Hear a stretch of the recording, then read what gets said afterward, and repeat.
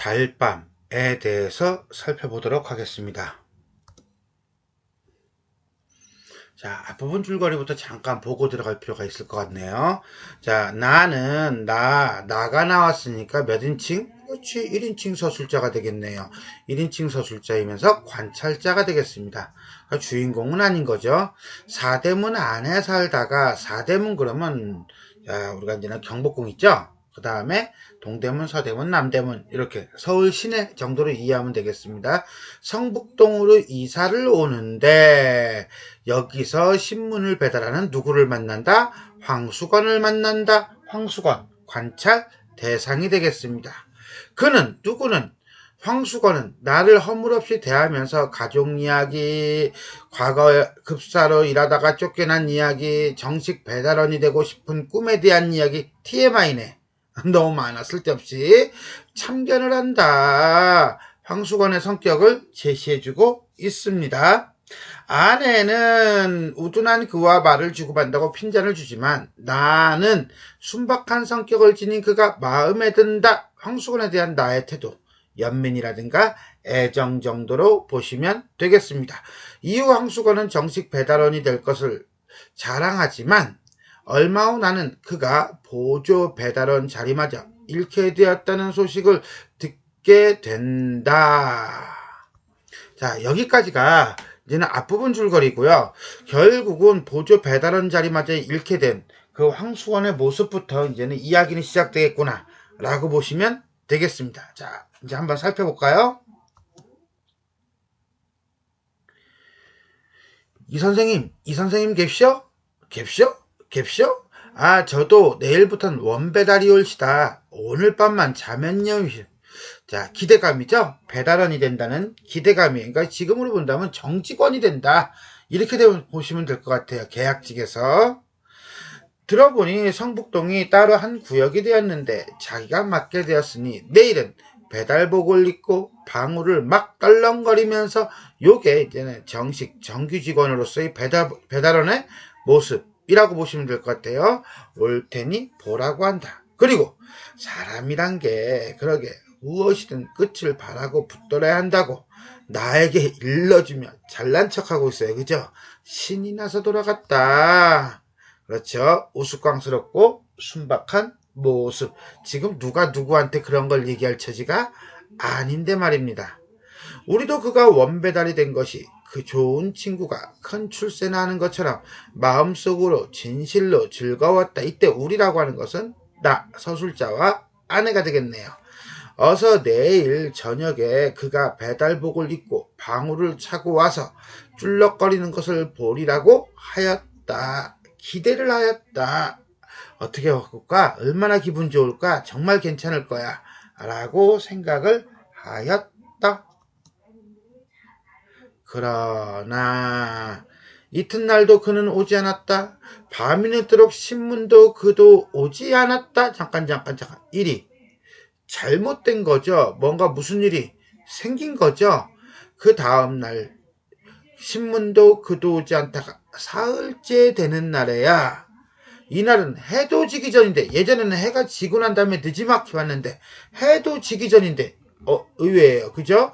방울 소리가 요란스럽게 우리 집으로 뛰어들었다. 방울 소리가 뛰어들었겠어요? 그 방울을 달고 온 신문 배달부가 나타난 거겠지? 대유법이네요. 어디 보자. 나는 방에서 뛰어나갔다. 기대감이죠. 그렇죠. 그러나 웬일일까? 황수건이 아니라 처음 보는 사람이다. 기대감이 꼬꾸라졌네. 좌절이네요. 왜 전에 사람은 어디 가고 당신이요? 제가 성북동을 맡았습니다. 그럼 전에 사람은 어디를 맡았어? 그까지 반편이를 어딜 맡깁니까? 그까지 반편이가 누구겠어? 황수건이겠죠. 그럼 방편은 뭔데? 한편도 아니고 온편도 아니고 지능이 남들보다 모자란 사람. 황수건을 바라보는 보편적인 일반적인 인식이 그렇다는 얘기예요. 배달부로 쓰려다가 똑똑지가 못하니까 안 쓰고 말았나 봅니다. 라고 말한다. 그래도 그렇지. 그동안 계속 했던 사람을 아무리 계약직이라 할지라도 그냥 한 방에 잘라버렸네요. 안 좋아. 황수건이 원배달원이 되지 못한 이유. 그럼 보조 배달도 떨어졌어? 그럼요. 여기가 따로 한 구역이 된걸요. 방울을 울리며 나갔다. 이렇게 되었으니 황수건이가 우리 집에 올 길이 없어지고 말았다. 그러니까는 그동안 이제는 쭉 만나 못 만나? 못 만나. 나도 가끔 문 안에 다니지만 이 문 안 시내로 나가지만 그의 집은 내가 다니는 길 옆은 아닌 듯 만나지가 못했다. 가까운 친구를 먼 곳에 보낸 것처럼, 아니 친구가 큰 사업에 실패한 것처럼 섭섭 마음이 아파. 그리고 세상이 야박해. 자, 황수건에 대한 연민, 그 다음에 세상 인심에 대한 야박함에 대한 비판. 헌데 황수건은 그의 말대로 노란 수건. 왜 노란 수건이야? 황이잖아. 누를황. 네가 별명이죠. 온 동네에서 유명은 하였다. 노란 수건 하면 사람이 먼저 웃고 대답하는 것이다. 웃고 대답하는 것이다. 약간의 비웃음일 거예요. 왜 우스운이라가 한두 가지가 아니었다. 예전에 요약하는 거죠. 삼산학교에서 급사로 있을 시대 삼산학교에다 남겨놓은 일화도 여러 가지라 두어 가지를 동네 사람의 말대로 옮겨보면 관찰자 시점이에요. 전에 들은 걸 얘기하는 겁니다. 그때도 이야기하기를 대단히 즐기어 손님이 오면 손님을 안 치고 자기 스타일의 만담, 우스개의 이야기에 빠지는데 정보 소개죠. 예전부터 남들과 의미 없는 대화하기를 좋아했다. 한 번은 도항무국에서 시학관, 지금으로 얘기하면 장학사예요. 그러니까 공무원이죠. 고위직 공무원. 이따위로 대접하였다. 이따위 어떤 따위 의미 없는 쓰잘데기 없는 이야기. 일본말을 못하니까 만담은 할 수 없고 일본말 연습을 하였다. 좀 황당해요. 센세이 오하요 고자이마스까? 아메가 후리마스 유키가 후리마스까? 눈이 옵니다. 비가 옵니다. 눈이 옵니까? 뭐래니 이거? 전혀 상관없는 얘기죠. 그죠? 우스꽝스러우고 해학적인 묘사다. 이 시학관도 인정이라 사람인지라 처음엔 웃었다. 그러나 10번 20번 되풀이하는 데는 승질이 나고 말았다. 수업을 하고 있는 선생들은 아무리 기다려도 종소리가 나오지 않으니까 한 선생이 나와보니 종칠 것도 잊어버리고 오하요 유키까 후리마스까 하고 있었다. 이날 수건이는 선생님들에게 단단히 혼나고 다시는 안 그러겠노라고 했으나 그 버릇을 고치지 못해서 쫓겨나오고 만 것이다. 그는 에피소드 여기까지가 1이고요. 2. 너희 색시 달아난다 라는 말을 제일 무서워했다고 한다. 한 번은 어느 선생이 농담 삼아 장난말로 요즘 같은 따뜻한 봄날엔 옛날부터 색시들이 달아나기 좋아하는데 어제도 저 아랫마을에서 2명이나 달아났대. 오늘은 이 동네에서 꼭 달아나는 색시가 있을걸? 눈이 휘둥그레졌다고 한다. 왜? 놀래서. 그리고는 종을 20분 만에 30분 만에 막 쳤다는 이야기도 있다. 아내를 상당히 위했나 봐요. 그죠?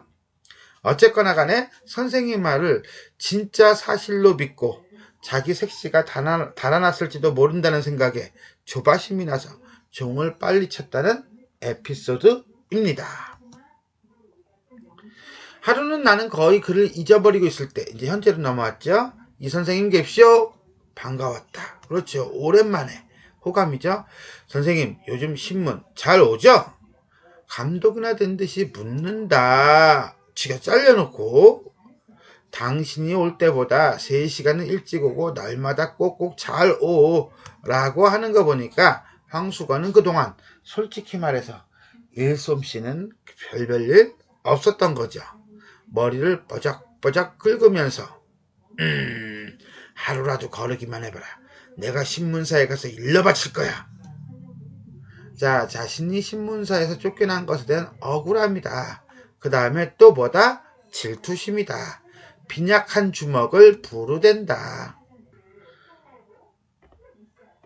그런데 선생님 왜? 삼산학교의 말씀이에요. 저 대신 들어온 급사가 저보다 근력이 세게 생겼죠? 글쎄, 난 그 사람 보지 못해서 모르겠어. 자, 저 대신 들어온 급사가 저보다 근력이 세게 생겼죠? 라고 하는 건 일종의 뭐예요? 경쟁의식이죠? 그는 은근한 말소리로 희죽거리며 제가 거길 또 들어가 보려고 합시오. 운동을 하죠. 운동? 여기서 말하는 운동은 아마 스포츠는 아닐 것 같은데 어떻게 운동을 하오? 어떻게 해요? 왜요? 그렇죠. 왜라고 표현하는 게 맞죠? 자, 운동의 방법이 아니라 운동의 이유를 물어봤다. 이렇게 보는 게 맞을 거예요. 굳이 고친다면 왜 운동을 하오? 형 들어가려고요. 이렇게 되는 거죠. 그까짓 거 날마다 사무실로 가죠. 다시 써달라고요. 그랬더니 새 급사란 녀석이 저보다 크기도 무척 큰데 막 불건듭니다. 그래서 한번 싸움을 붙어야 되는데 그 녀석이 얼마나 센지 알아야 덤빌 텐데 참나. 일단은 등치가 크니까 나보다 셀 거라고 판단을 하죠. 더더군다나 이 녀석이 세니까 내가 쫓겨났다고 본 거예요. 왜? 내가 더 세면 내가 걔를 이기고 쫓아낼 수가 있으니까. 이렇게 본 거죠. 자기가 엉뚱한 짓을 하고 이야기하느라고 종치는 것도 개판으로 치고 이를 엉성하게 해서 쫓겨났다는 생각을 안 한다는 거예요. 결국은 문제의 근본적인 원인과 해결책을 제대로 파악하지 못하고 엉뚱한 데서 해결책을 찾는 모습을 보여주고 있다라고 볼 수가 있겠습니다. 그렇지, 멋모르고 대들다가 매만 맞지. 사실은 나도 그렇게 생각한 거야? 아니죠. 나는 그냥 황수건에게 동조하는 거죠. 왜? 황수건에 대해서 호의적으로 생각하니까요. 하니 그는 한 걸음 다가서며 또 은근한 말을 한다. 그래서요, 제가 엊그저께 큰 돌멩이 하나를 굴려다가 삼산학교 대문? 교문 앞에다 놨죠. 그런데 가보니까 없어졌어요. 에이씨, 제가 못 봤거든요. 근데 있잖아요. 자, 댁에서는 우두 넣지 말라고 왔습니다. 지금 이 아이가 일관되어 중구난방이에요. 중구난방이죠. 이거 했다 저거 했다 왔다리 갔다리 하고 있어요. 도대체 얘는 왜 온 건데? 라고 하는 거죠. 결국은 이거죠. 우두 넣지 말라고. 우두라는 건 천연두 예방 방비 백신입니다. 우두를 왜 넣지 말란 말이요? 요즘 마마가 다닌다고 모두들 우두들을 넣는데요. 우두를 넣으면 사람의 근력이 없어져요. 이거 보세요. 저도 이렇게 우두를 넣었기 때문에 근력이 줄어들었습니다. 사실 이 우두를 맞으면 순간적으로 조금 주사 맞은 부분에 팔 힘이 조금 없기는 합니다. 하지만 근력이 떨어지거나 줄어드는 거는 아니에요. 그러니까 이건 지금 우두를 넣으면 사람의 근력이 없어진다는 것은 전혀 비과학적인, 마치 전염병 걸리면 소금으로 입가심하면 낫는다, 이런 거, 가글을 하면 낫는다, 이런 것과 똑같은 무지함을 보여주고 있다 라고 보시면 되겠습니다. 자, 전제가 잘못됐죠. 우두를 넣으면 사람이 근력이 없어진다. 엉뚱한 거예요. 우두를 넣으면 근력이 준다고 누가 그럽니까? 제가 생각해냈죠. 과학적 근거가 없는 거예요. 전혀 근거가 없는 말이다. 황수건은 나에게 무슨 도움이라도 주고 싶은 마음에 자신의 생각을 조언처럼 이야기한다. 이런 점으로 보아 황수건은 단순하고 우둔하면서 따뜻하고 순수한 마음을 가지고 있다 라고 볼 수가 있겠습니다. 왜 그러시오? 하니 저 아래 윤군보라고 있는데요. 원래 걔가 기운이 장사예요. 근데 그 녀석이 우두만 넣었다면 그가 무서울 거 없는데 우두를 맞을 게 할 수 있을지 그걸 모르겠거든요. 동문서답하며 횡설수설하는 황수건이다. 그러니까 윤군보에게다 갑자기 우두 얘기하고 그 녀석 얘기한다는 거예요. 결국 요즘 자신의 최대 관심사는 뭐에 있다? 삼산학교 새 급사가 근력이 센지 안 센지 이거죠. 나는 그렇게 용한 생각을 하고 일러주고 왔으니 아주 고맙소. 그는 빙글거리며 머리를 긁었다. 자, 나아가 황수건의 말을 모두 믿는 것은 아니지만 마음 씀씀이를 기특하게 여긴 것이다. 그래서 나는 어떤 성격? 그렇지, 인정이 많은 성격. 머리를 극적극적거리면서 좋아해 천진난만 순박함. 그래 삼산학교에 다시 들어가기만 기다리고 있어. 돈만 있으면 그까짓 거 누가 고스카이 노릇을 합니까? 미천만 있으면 버젓이 장사를 할 텐데요. 고스카이? 잔심부름꾼이에요. 일본 말입니다. 무슨 장사라고 했더니 방학될 때까지 참외 장사도 하고, 이 참외는 참외를 얘기합니다. 가을부터는 군밤 장사, 외떡 장사, 습자지 장사, 도화지 장사 막 하죠. 애들이 저를 엄청나게 좋아해요. 뻥이 좀 있습니다. 나는 그날 그에게 돈 3원을 주었다. 3원? 황수건에 대한 애정과 연민. 이렇게 보시면 돼요. 그의 말대로 삼산학교 앞에 가서 버젓이 참외 장사라도 해보라고. 그리고 돈은 남지 못하면 돌려주지 않아도 좋다고 하였다. 그는 3원 돈에 덩실덩실 춤을 추다시피 하고 뛰어나갔다.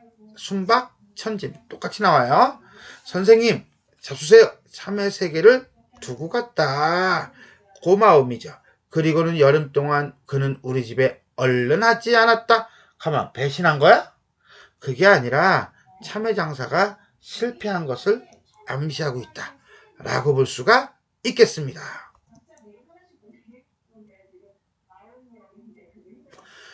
들으니 간접인용이죠. 참외 장사를 해보긴 했는데 장마가 들어 미천만 까먹고, 그것보다도 놀라운 소식은 그의 아내가 달아났다는 것이다. 간접인용이죠.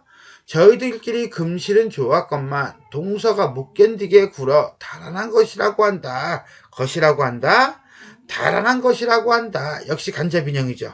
즉 무슨 소리냐면요, 관찰자적 시점의 서술이 드러나고 있는 부분이다 라고 보면 돼요. 내가 전지적인 시점이면 다 살펴보겠지만 나는 사람이잖아. 이건 관찰자거든. 그러니까 모든 것을 다 볼 수는 없는 거죠. 그러니까 이렇게 제3자에게 들은 이야기를 요약적으로 서술하는 형태를 띠고 있다 라고 볼 수가 있겠습니다. 그런데 요 며칠 전이었다. 장면의 전환이죠. 사건 발생 암시예요. 밤인데 한 달여 만에 수건이가 우리 집에 찾아왔다. 웬 포도를 큰 것으로 대6송이를 종이에 싸지도 않고 맨손을 들고 들어온 것 같다. 선생님 잡수라고 사왔습니다 하는 때였다. 웬 사람 하나가 날쌔게 그의 뒤를 따라 들어오더니 다짜고짜 수건이의 멱살을 움켜쥐고 끌고 나갔다. 수건이는 하얗게 질리며 꼼짝도 못하고 끌려갔다. 자, 여기서 포도는 잡수라고 사왔다고 했으니까 분명히 나에게 고마움을 전해주고 싶었던 수건이의 마음이라고 볼 수 있습니다. 그런데 끌려간다는 거예요. 끌려간다는 것은 결국 진짜 사왔다라기보다는 훔쳐왔다라고 우리가 이해할 수 있을 것 같아요. 나는 수건이가 포도원에서 포도를 훔쳐온 것을 직감하였다. 쫓아나가 매를 말리고 포도값을 물어주었다. 포도값을 물어주고 보니 수건이는 어느 틈엔지 사라지고 보이지 않았다. 나는 그 5송이의 포도를 오래 바라보며 아껴 먹었다. 왜? 은근한 순정의 열매를 먹듯 결국 뭐예요? 애정과 연민을 느껴서 입안으로 계속 굴리면서 먹었다. 어제다. 이제는 쭉 이제 어제까지 온 거죠. 그죠? 문 안에 들어가서 늦게 나오는데 불빛에 없는 성북동 길 위에 달빛이 깁이라는 건 비단이에요. 비단을 깔아놓은 듯하였다. 그런데 포도원길을 올라오려니까 막지도 못한 목청으로 싸게와나 미다까다베이키카 뭔 소리야? 했더니 술은 눈물인가 한숨인가라는 일본 노래래요. 하고 있는 수건이의 모습이 보인 거죠. 그러니까 이 수건이의 모습이 이 노래를 통해서 심리를 대변하고 있다. 나는 수건인가 하고 아는 체를 하려다가 무안해할 일을 생각하고, 무안해할 일? 그렇지, 포도 훔친 일이죠. 나무 그늘에 몸을 감추었다. 결국은 수건이를 아는 체 한 거야, 안 한 거야? 안 한 거죠. 왜? 그렇죠, 배려죠, 일종의. 그는 길을 보지도 않고 달만 쳐다보며 노래는 그 이상 외우지도 못하는 듯 첫 줄 한 줄만 되풀이하면서 전에는 본 적이 없었는데 담배를 다 퍽퍽 빨면서 지나갔다. 달밤은 그에게도 유감한 듯 하였다. 자, 어떤 분위기, 배경을 통해서 소설이 마무리 져버리네요. 그러니까 조금은 어떤 여운을 준다라고 해야 되나? 그런 느낌일 거예요. 왜? 황수관의 어떤 애처로운 모습을 효과적으로 보여주기 위해서이다. 달밤은 주인공 황수건이 처한 불우한 시대의 정황과 그의 천진한 성격이 묘한 대비를 이루는 시공간적 배경이다. 황수건이 처한 어두운 시대 현실이 밤으로 그려지고 있는 가운데 환한 달빛의 이미지가 소설의 비극적 결말을 잘 막아주고 있다라고 볼 수 있답니다. 자, 지금까지 우리는요, 이태준의 달밤이라는 소설을 살펴봤습니다. 전체적으로 한번 살펴볼까요? 서정적이고요. 애상적이다. 1인칭 관찰자 시점이다. 야박한 세상사에 적응하지 못하고 살아가는 황수건의 삶에 대한 연민을 보여주고 있다라고 보시면 되겠습니다. 일단 우리는 기본적으로 1인칭 관찰자 시점에 대해서 조금 살펴볼 필요는 자, 달밤의 시점과 특징에 대해서 먼저 살펴보겠습니다. 달밤은요, 1인칭 관찰자 시점이라고 그랬습니다. 나, 서술자이면서요, 관찰자예요. 그 다음에 신문을 볼 정도로 지식인계층이다 라고 보면 됩니다. 황수건은 신문을 배달하는 인물로서 어리숙하지만 천진하고 순박한 인물이라고 보시면 돼요. 나는요, 이런 황수건을 관찰하죠. 그리고 인간적인 연민을 갖습니다. 그리고 경제적인 도움을 줍니다. 물론 황수건은 그러한 도움에 대해서 고마워하며 보답하고 싶어하죠. 물론 그것이 현실적으로 잘 되지는 않았지만요. 이런 식으로 우리가 이제는 나아가 황수건을 바라보고 중심 내용은 황수건이 현실에 대해서 어떻게 대응하는가를 중심으로 보여주고 있습니다. 그런데 나는 아무래도 관찰자이기 때문에 전지적 작가 시점처럼 모든 걸 다 알지는 못합니다. 그래요. 제한적인 서술자라는 거예요. 서술자가 직접 보지 못한 내용의 경우는 제3자에게 전해들은 이야기를 요약하는 형태를 취하고 있다는 점입니다. 어디서요? 여기서요. 예를 들어서 들으니 참외 장사를 해보긴 했는데 달아났다는 것이다. 달아난 것이라고 한다. 달아난 것이라고 한다. 이런 식으로 제3자에게 전해들은 듯한 내용, 전해들은 내용을 요약해서 전달하는 형태로까지밖에 안 간다는 거죠. 왜? 그게 바로 달밤이 가지고 있는 1인칭 관찰자 시점의 특징이 되겠습니다. 그리고 이러한 모습을 통해서 당대 사회에서 소외된 인물에 대한 따뜻한 연민과 동정을 드러내고 있다라고 볼 수가 있겠습니다. 인물과 관련한 일화를 나열하여 주제를 부각하는 특징을 보여주고 있고요. 배경, 달밤이라는 배경을 통해 애상적인 분위기를 연출하고 있다. 달밤, 배경의 역할 볼까요? 황수건은 거듭된 실패 끝에 포도를 훔치다가 들켜서 성북동을 떠났다가 나타난다.